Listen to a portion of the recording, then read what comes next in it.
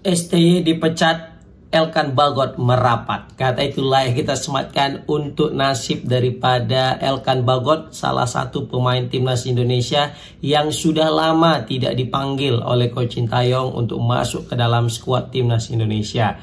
Banyak sekali rumor yang beredar, banyak sekali berita yang menanyakan kenapa sih STY nggak manggil Elkan Bagot, kenapa, ada apa Elkan Bagot, kan gitu. Jadi ketika diwawancarai, Sintayong bilang sebenarnya ini adalah hal yang sensitif, ya kan, kalau kita membahas kenapa tidak dipanggil Elkan Bagot. Kita tahu juga pemanggilan pemain ke dalam timnas itu adalah tanggung jawab saya, kata STY. Nah, karena ini juga berhubungan dengan hal yang sensitif, maka lebih baik itu sang pemain lah yang ngangkat bicara atau yang memberitahu kenapa gitu. Jadi Coach Sintayong juga tidak mau membeberkan kenapa tidak dipanggil nih Elkan Bagot kepada skuad timnas, dan dia lebih mengarahkan tanya aja Elkan Bagot kenapa, kan gitu. Nah, tapi banyak berita yang beredar bahwasanya salah satu kenapa Elkan Bagot itu tidak dipanggil lagi sama Sintayong adalah karena dia tidak memenuhi panggilan timnas Indonesia ketika dibutuhkan, ketika saat-saat dibutuhkan, yaitu ketika di playoff menuju Olimpiade. Di saat itu kita harus kalah. Nah, padahal Elkan Bagot saat itu sangat dibutuhkan lah biar bisa perform, ya kan. Tapi karena Elkan Bagot menolak, maka Sintayong murka gitu kan. Jadi sebenarnya ini lebih kepada misunderstanding ya. Kenapa aku bilang misunderstanding? Karena kebetulan kan sebelumnya di ajang AFC U23 kan, Elkan Bagot kan memang nggak dipanggil gitu kan, karena memang dia masih dibutuhkan di klub. Kemudian juga liburan dan selesai event, terus Elkan Bagot udah booking liburan dengan ceweknya ke suatu tempat Maldives ya kalau nggak salah. Nah, ketika Amerika tuh mana gitu, pokoknya liburan lah Elkan Bagot, terus dipanggil sama Sintayong, kayaknya dia nggak jawab gitu kan, kayak nggak jawab seakan-akan menandakan dia juga tidak, ya udahlah nggak mau lah aku ikut gitu, orang aku duluan kok sama cewekku gitulah. Nah, inilah yang mungkin membuat Sintayong itu murka, makanya nggak dipanggil-panggil lagi kan gitu. Nah, ini kan berita yang beredar, tapi keabsahan kebenaran daripada berita ini juga layak dipertanyakan. Tapi dilansir Kuat ya karena Elkan Bagot menolak untuk membela timnas ketika lagi dibutuh-butuhkan. Gitu sih sebenarnya kan, kata beberapa media. Nah, dengan dipecatnya Sintayong, ya kan, ketika Sintayong dipecat, maka peluang Elkan Bagot merapat itu semakin besar, ya kan. Bahkan Pak Erick Thohir juga mengatakan di sebuah podcast bersama Kompas TV kalau nggak salah ya, bukan, di pokoknya bersama dengan Rossi ya. Jadi di situ dikatakan Pak Erick Thohir juga bilang ya, dengan keluarnya Sintayong ini, maka pemain kita semacam Elkan Bagot juga bakal punya peluang untuk dipanggil lagi, guys. Nah, ini mungkin berita buruk ketika Coach Sintayong dipecat, tapi berita baiknya pemain sekelas Elkan Bagot bakal bisa membela timnas Indonesia lagi, guys. Bayangkan kita sudah memiliki Bang Jai, kita sudah memiliki Miss Hilgers, kita juga udah memiliki Justin Yubner dan Rizky Ridho di lini pertahanan. Ini center back yang bisa kita bilang kelas atas yang kita punyai, ya kan. Terus kita datang lagi Elkan Bagot. Nah, ini semakin memperkuat kedalaman skuad timnas Indonesia khususnya di lini pertahanan. Jadi kalau misalnya ada satu yang cedera atau ada satu yang akumulasi kartu, kita tidak terlalu risau. Kenapa? Sudah ada pengganti beliau, yaitu Elkan Bagot, ya kan. Kita tahu juga Elkan Bagot salah satu pemain diaspora yang awal-awal mau membela timnas Indonesia, belum ada kepastian tentang cerahnya timnas Indonesia, tapi dia udah mau dulu kan.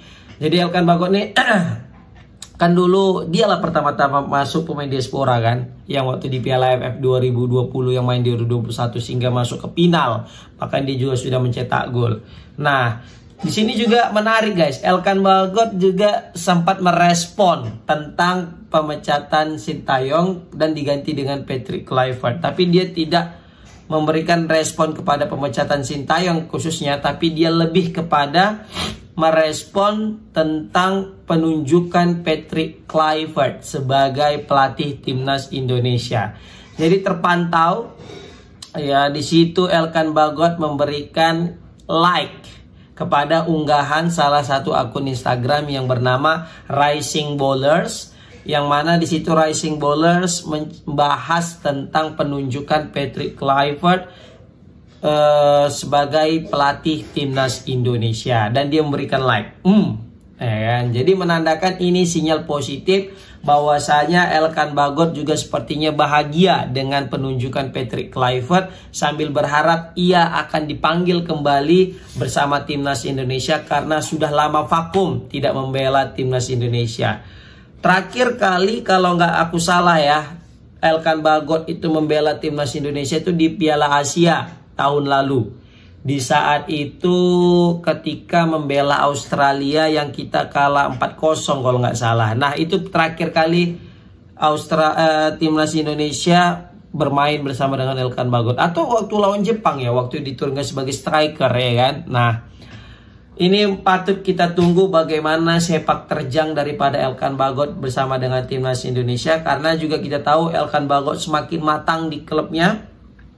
Ya, dia sebenarnya kan main di Ipswich Town, tapi dia dipinjamkan kepada Blackpool, salah satu klub di Liga 1 atau kita bisa bilang League One atau divisi 3-nya di Liga Inggris.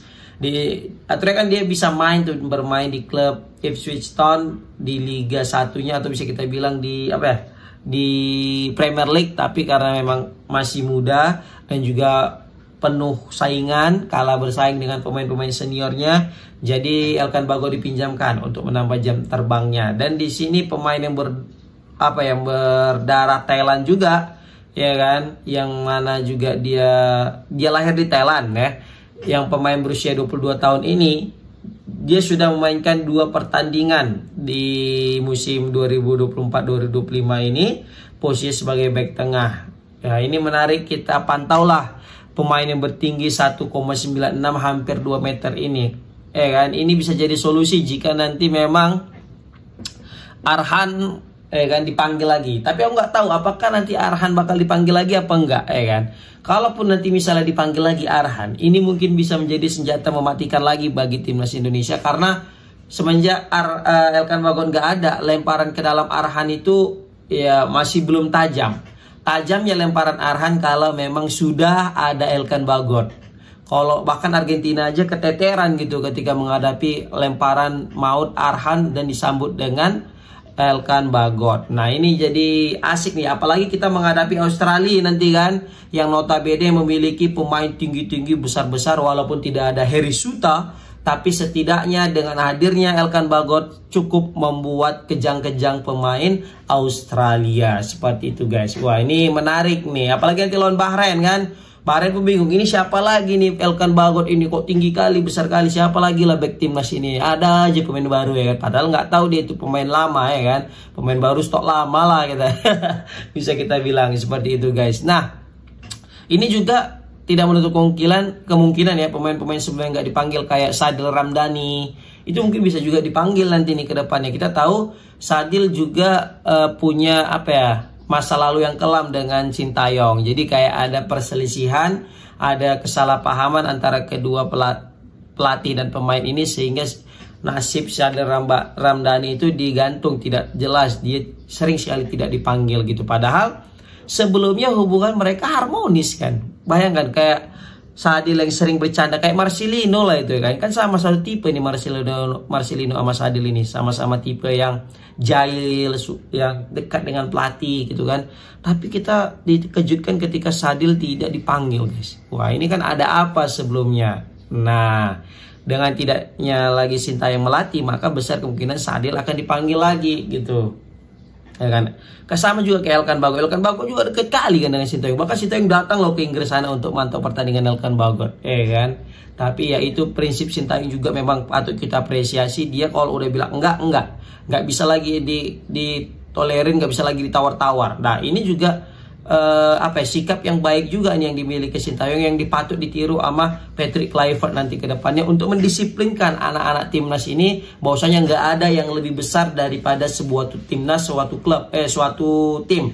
Jadi nggak ada pemain yang boleh merasa lebih penting daripada satu tim, seperti itu. Nah, Pemain-pemain macam McClough juga mungkin bisa dipanggil, ya kan? Atau mungkin pemain kayak Ezra Walian, ya. Ya, banyaklah pemain-pemain timnas yang lama tidak dipanggil. Lily Pali juga mungkin bisa dipanggil, ya. Itu semua tergantung kepada Patrick Kluivert dan juga Lanza dan juga Alex Pastor selaku asisten daripada Patrick Kluivert itu sendiri, guys. Oke, komen di kolom komentar gimana pendapat kalian tentang pemecatan Sintayong yang mana semakin membuka lebar kepada pemain-pemain diaspora yang sudah lama tidak pernah bermain, dan atau mungkin pemain-pemain timnas yang udah lama nggak dipanggil bakal bisa bermain kembali. Assalamualaikum warahmatullahi wabarakatuh.